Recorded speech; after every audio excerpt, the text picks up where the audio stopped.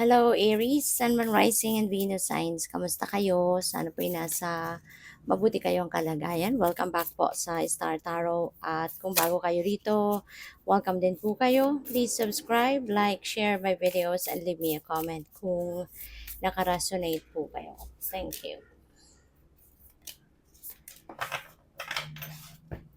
So, first message po ninyo, manifestation. Wow, napakaganda nito.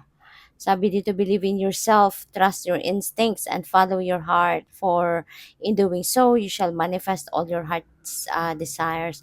The life you have for so long aspired to create will soon manifest. Ayan, so it's about time na, no, Aries, napakaswerte ninyo na kayo ay magmamanifest na kung ano man yung mga heart's desires ninyo, ano man itong mga matagal nyo nang gustong makamit sa buhay.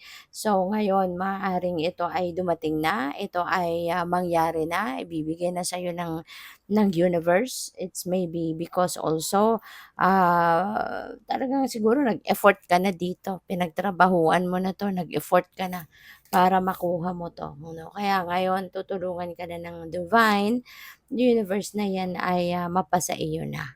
So we also have prayer. Kailangan ay kung gusto ninyo, no, na ipagdasal ito, you can just screenshot, no, this card at yun ay pwede ninyong dasalin.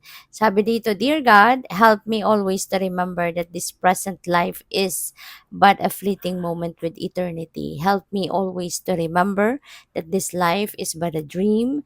Help me always to remember that you exist within everyone and everything. Help me always to remember that love is all there is and all else is an illusion. Thank you. So, yan. So, screenshot nyo na lang kung gusto po ninyong ipagdasal yan. So, we also have relax. Wow. So, Aries, baka kayo ay sobrang napapagod na, sobrang sipag, sobrang dami ninyong ginagawa. Ano, kaya, ayan, iniimbitahan kayo. Ngayon naman ay linggo. So, maaari na karamihan sa inyo, day off naman ngayon. So, take advantage of that day off para kayo ay makapag-relax naman, para kayo ay makapagpahinga naman. Ano, always remember na kailangan natin paminsan-minsan ng pagre-relax, kailangan natin ng break, kailangan natin ng time out. Kaya take advantage of this pagkakataon, no, na meron kayo para kayo naman ay makapag-chill. Sabi dito, there is plenty of time to do and achieve all your desire. Place your hands gently on your heart and allow your breath to guide you to quiet space within. Imagine yourself bathed in golden light flowing from the eternal heart of God. I, your guardian angel, am with you. Allow me into your heart. You will accomplish more by focusing on that which is most important in life. So parang ang napipick up ko dito, mag-meditate kayo. No? Mag-meditate kayo. Imagine ninyo yung golden white light, no, from your crown chakra mula sa ulo ninyo, covering the whole body, 'di ba, para maano kayo, ma-refresh kayo, kumbaga, at mabalot kayo ng positivity, mabalot kayo ng liwanag, no, para na tuluyan ng makapag-relax naman, no, ang inyong buong katawan. So, by the way, Aries, maraming salamat for subscribing, and if you haven't subscribed yet, subscribe na kayo. And also, maraming salamat din for not skipping the ads. Malaking bagay po yun sa akin. And also, please click the join button sa baba ng video kung gusto po ninyo na mag-join kayo sa membership. Salamat! So, your next message is, and it is lonelier at night. Ayan. Lalo-lalo na, diba? If ang iba siguro sa inyo dito, baka merong um, nagaganap na pag-i-emote, no? Maaaring ang iba sa inyo dito kapag gabi na, pag malapit ng matulog, talagang nag-i-emote, nagsisenti, yung gano'n, no? Feeling ko dito, ang iba sa inyo siguro talagang you are all by yourself. Maaaring mag-isa ka lang, not necessarily na ikaw ay single, pero ang iba nga sa inyo baka single pa, kaya nag-i-emote, no? Or maaaring ang mahal mo sa buhay ay malayo sa'yo, kaya kayo ay talagang mag-isa. 'no? Kaya kayo'y nalulungkot, maaaring kayo ay nami-miss ninyo yung mahal ninyo sa buhay, 'di ba, yung person ninyo siguro baka nasa ibang lugar 'no, doon nagtatrabaho, doon nakatira, yung gano'n. So, what else we have going deep?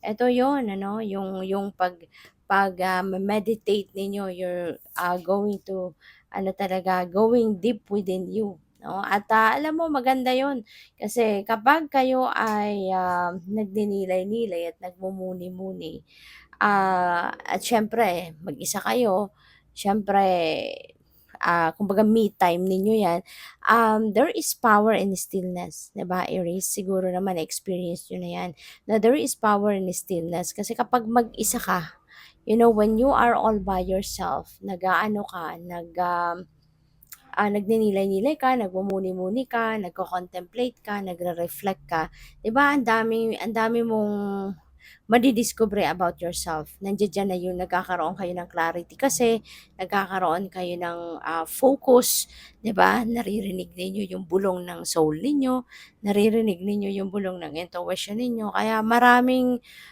kayong nadidiskubre 'no, about yourself and, naririnig ninyo yung mga messages ng universe para sa'yo. Kaya maaaring ngayon ano, maaaring merong mga guidance 'no, na gustong iparating sa'yo ang divine universe kaya, makakatulong if you are going to ano, to do some kind of reflection and contemplation.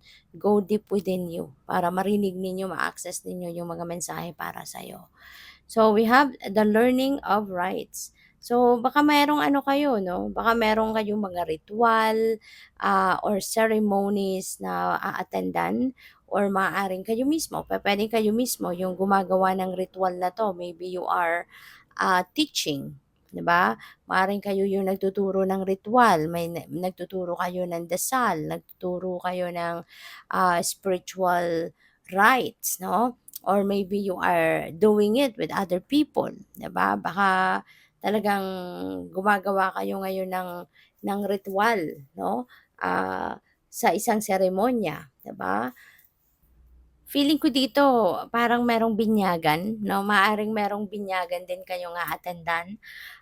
Pupuwedeng pupuwedeng sponsor kayo sa binyagan or baka anak ninyo yung bibinyagan or pamangkin ninyo or apo ninyo 'no, depende sa inyong sitwasyon. But yes, I can sense na meron ditong ano, parang binyagan na magaganap.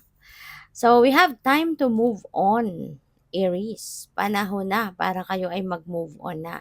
Panahon na para iwanan niyo na 'no, ang kung ano man ang sitwasyon or even tao na hindi na wala ng good vibes na hatid sa inyo. Hindi na nakakatulong sa'yo, hindi na nakakatuwa ano, na naging na parte ito ng buhay mo na taong ito or sitwasyon na ito. Kaya it's time to move on so that, ma-experience mo na yung bagong buhay na masaya, bagong buhay na matiwasay, mapayapa, 'di ba? So, it's time for you to move on from whatever that is. Kayo lang ang tanging nakakaalam, 'no? Kung if this message resonates with you, kayo lang ang tanging nakakaalam kung anong sitwasyon na ito na kailangan niyo nang iwanan, 'no? So, in order for you to change the course of your life, kailangan mo ng simulan ito. Magsimula ka na na linisin 'no, ang buhay niyo, get rid of people, situations, things na alam mong hindi na 'to makakaambag 'no, ng kabutihan sa buhay mo, okay. Good luck. Thank you for watching. Love and light. Namaste.